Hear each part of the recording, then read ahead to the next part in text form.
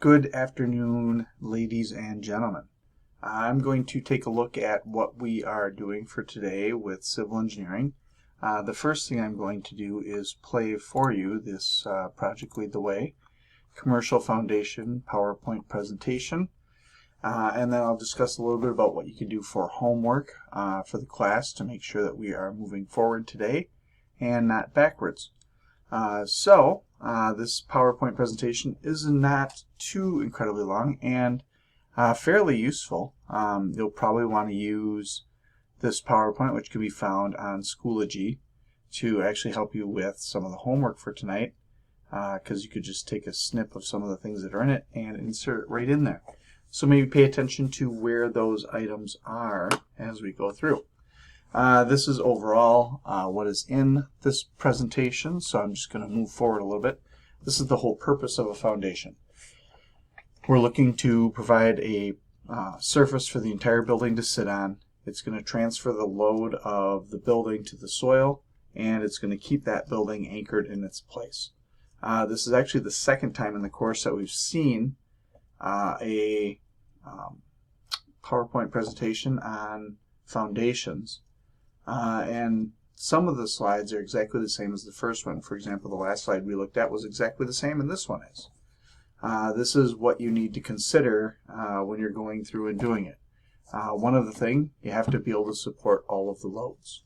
So the purpose of the foundation is all of the loads from the building, from any level, are going to be transferred to the beams. And when they're transferred to the beams, that of course is going to go down to wherever these columns are in the foundation, the pillars, which is going to transfer that force to the ground. And the ground needs to be strong enough to be able to support the entire building and push it back up and hold up everything that's above it. So that means it's got to support the dead load, the live load, and any of the wind loads that act on it. A topic that has not been previously discussed in the course is that the soil itself needs to be able to support that load. We've never discussed what the soil has to be able to do. It has to be able to provide a reaction force for the building to sit on. And surprise, surprise, a lot of the soils across the United States or even across the world vary in composition as you go from location to location. And because of that, you can actually find that there are different amounts of support force that those soils can provide. So one of the things that you could do is you could look on this survey results where people have gone out across the United States. They've taken samples of soil, they've tested it, and they tell you what the composition of the soil is. And once they know the composition of the soil, somebody at some point in time has put together this wonderful chart right here, which tells you the amount of force per square foot each different level of soil can provide. So it's how many pounds per square foot. So bedrock, of course, is the best. And then as you move down, basically what you're really seeing is that the particles themselves of the soil are getting finer and finer and finer, down to the point to where you get to these silts and clays and even organics off the bottom there. And each time you go down the chart, it gets worse and worse and worse. This will be important to us when we take a look at the next thing that we're doing in the class, where we actually have to calculate how big the footing needs to be at the very bottom of our column to support the entire building. For now, this slide is not needed for anything today. Frost depth is something we talked about the last time that we did this presentation. When you have your entire house sitting, whatever the lowest level of your house is does have to be below the frost depth. If you do not put your entire house below the frost depth, as the ground freezes and thaws, you're going to get these frost cracks in your building, because this part of the house, if it's not below the frost line, is going to move up and down as the ground freezes and thaws. If you can get down below the frost line, then there's going to be no freezing below that level, so there's not going to be anything pushing up or pulling down on your house at that point in time. Another major source of consideration is flooding. Flooding is huge across the United States. It happens all the time. It happens every year. and we do need to make sure that our house foundation and structure rests entirely above where it could possibly flood. So there are some different zones. There's an A zone, which is an area that has a 1% annual chance of flooding. These are areas that are prone for flooding. Maybe they're just low inland areas where flooding has happened in the past. There's also something called a V zone, which is basically anywhere along a coastal area that has a 100% chance or greater of flooding, which is basically like most of Florida and some of the coastal areas along California have a really, really, really good chance of flooding. The last term on this slide that you need to know what it is the base flood elevation. And this is the area on the map where if you have an area that is prone to flooding, 1% chance of the flood level equaling whatever that level is that's set. So the base flood elevation is going to be important because whenever you are going to build your house, you have to have the majority of the house above that base flood elevation or do some very special things depending on what the house is. So here's an example. I don't know where exactly this is. It looks like it's in Hawaii. So we do have some V zone areas because these are coastal areas. And the 29 after that, that's the base flood elevation, which is going to tell you that whatever you're doing, the 29-foot mark on that building is going to be very, very, very important. Up here is a zone A, and this one says 4, which means you got 4 feet is going to be very, very important for those areas that are marked with that A. If we were to go forward further, here's the A. For residential buildings, everything needs to be above whatever that base flood elevation is. If you had some non-residential building like a shed or some kind of an outhouse building that's just for storage for like a municipality or something, then you can have some of the structure below that base flood elevation, but that part of the house would require to be flood-proofed. Dry flood proofing just means that it's designed to be able to be watertight even when it's submerged underneath that water for an extended period of time. If you are in zone V, for all buildings, residential or not residential, everything needs to be above the BFE all the time. Dry proofing doesn't even exist as part of the option. Typically, these buildings are put on stilts or columns or something that would be keep the house completely above wherever that base flood elevation is. A picture of it would look like this.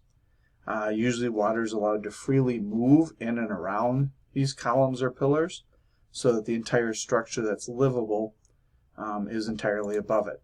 The only thing that you're allowed to have underneath the house at that point would be things like automobiles, garden equipment, your basic stuff that you would find in a garage. So it's not actually a storage area where you would keep like anything else such as a blanket or anything. It has to be completely above up in this area if you had anything like that. So types of foundations. The rest of the PowerPoint gets into 2 big groups. There's something called a shallow foundation and then a deep foundation. So shallow foundations are where the foundation actually ends up very close to the surface. It's not incredibly far underneath the building. There are 3 types of shallow foundations. Basically what happens is the soil that's immediately underneath whatever the lowest level of the building is, typically that's called a footing, but not in all, but it's typically called a footing. The soil directly underneath that needs to be able to support it. And then that force is then transferred through more and more and more soil until it eventually dissipates and becomes there gets to be no pressure at all. So all of these little reaction forces would be supporting the building and holding it up. One type is what's called the spread column footing. Your column comes down onto a pier, and then that pier distributes the load to a footing, and then this footing needs to be big enough to dissipate that force into the ground. if you've looked at your commercial library enough times now, you already know that this is the type of foundation that we have on our commercial library, where we have the columns going to piers and the piers are going to a spread footing, and your next assignment is to calculate how big this has to be able to support the load that's above it. So all the other work that we're doing, calculating beam, column, and girder loads, is going to be super important, because you're going to need to add all those up so we can determine how much actually gets transferred to the footing, and then we have to make the footing big enough to support the building. Another type of footing is what's called a continuous strip. This is where your foundation wall sits on that strip, and the strip runs all the way around the perimeter of the building. You do also have this around the exterior walls of your commercial building, and this is the same kind of footing that we put on our house for the Habitat for Humanity project. When you had your building turned upside down, you had a continuous strip. The last one is what's called slab on grade, where you just have a concrete slab sitting directly on the ground. And this was the type of footing that we did, and we actually calculated the cost of in our shed project when we started the course at the beginning of the year. So the slab on grade just sits directly on top of the soil, and that thickened slab supports all of the weight. Very, very, very light commercial buildings could use this, and typically if it's probably going to be an area where you're not going to have frost. The last kind of footing that would be used for a shallow footing is what's called a mat foundation. And this still has your pier. So your column comes down and puts pressure on the pier, and then the pier goes to the footing. But in this case, the footings ended up being so big when you calculate them that they're basically all touching each other. And so instead of having individual footings for each particular pier, you just simply pour one huge slab or one huge grade that's going to dissipate that load over an entire large area in the ground. Deep foundations, on the other hand, are a little bit different. Underneath your footing, you're going to have what's called piles. And, whoops, went backwards.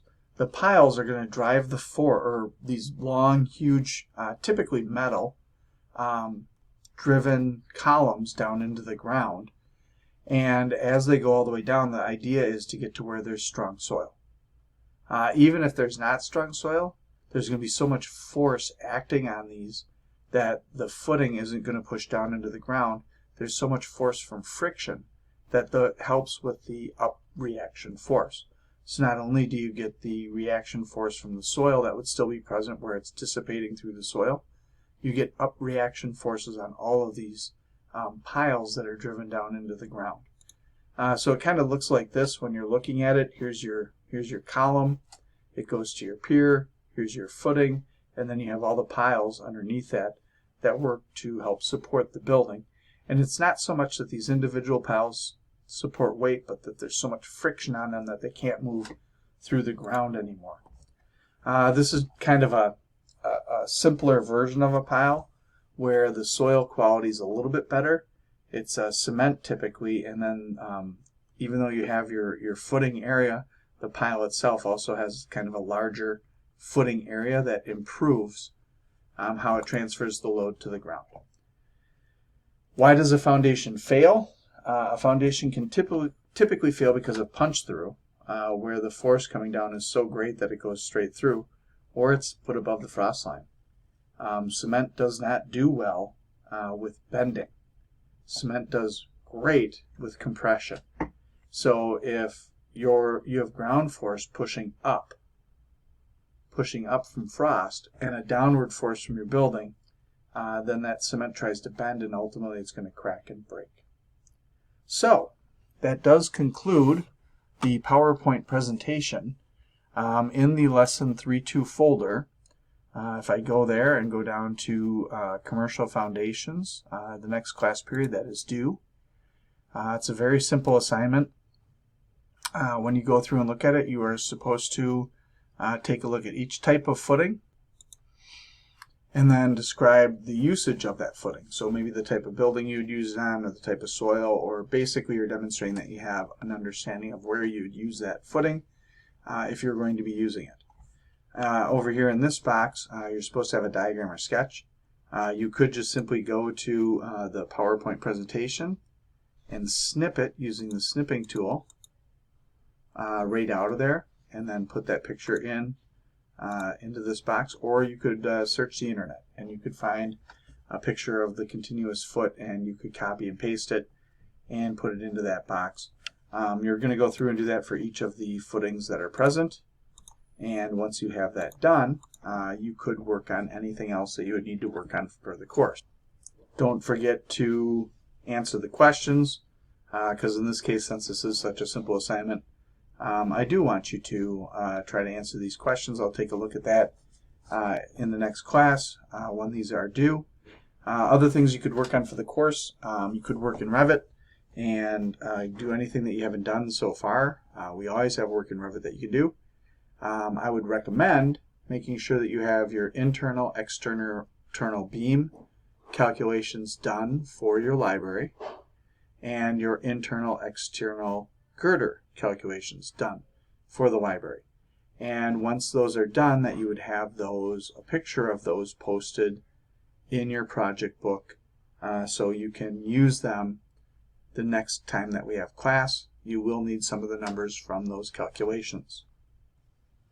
So what I mean by that is I did open up my project book from the last time that I did one together with the class, and I have my second floor roof completely done. This is the EPDM roof that was on the very tippy top of the library.